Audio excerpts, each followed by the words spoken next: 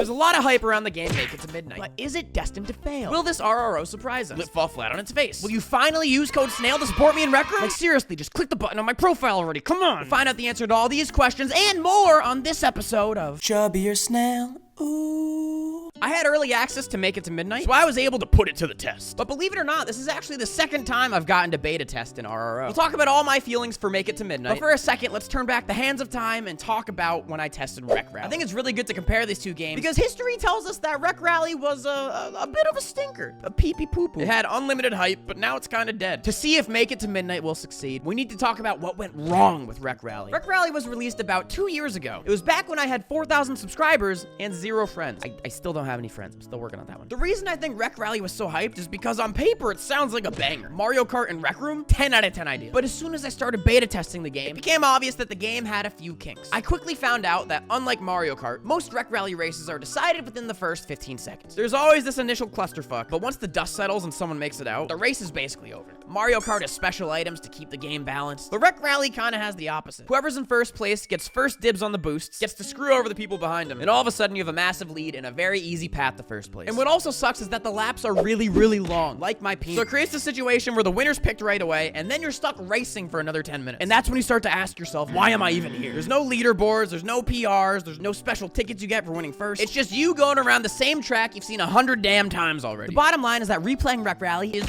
boring, but it's not all bad news, because Rec Rally's biggest weakness is Make It to Midnight's biggest strength. This is gonna be the most replayable RRO of all time, and here's why. First off, you got the basics. The razzle dazzle, the drip. Make It to Midnight has its own in-game currency called tickets. These tickets are earned from good performance and can be used to buy exclusive reward items. There's also an option to buy tickets with tokens, but if you're buying any tokens, be sure to use code SNAIL in the item shop. Support me, I'm fucking serious. I will find you.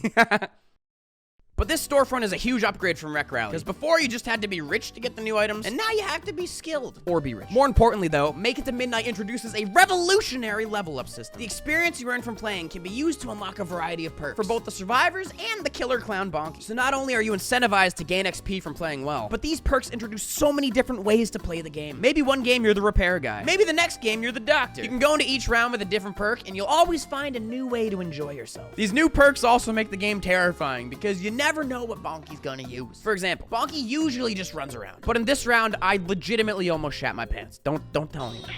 Oh my god, she's jumping around. Wait, how did you? How? That was so disrespectful!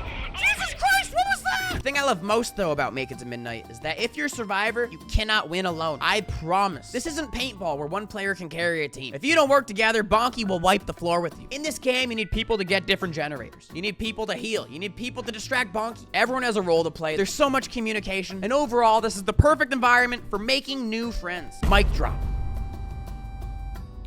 Imagine it at the end of the day, that's the magic of Rec Room. You play a few games, have a few conversations, and boom, you've made some lifelong buddies. I legitimately think Make It to Midnight can become the greatest Rec Room original of all time. And if you want to hear my opinions on the other Rec Room originals, be sure to check out this tier list video. Go see what I ranked Rec Rally. Fair warning, I do swear like once or twice or 30 times in the video, but it's all passion. It's all love. It's all good. Go check it out. Stay chubby. Gra.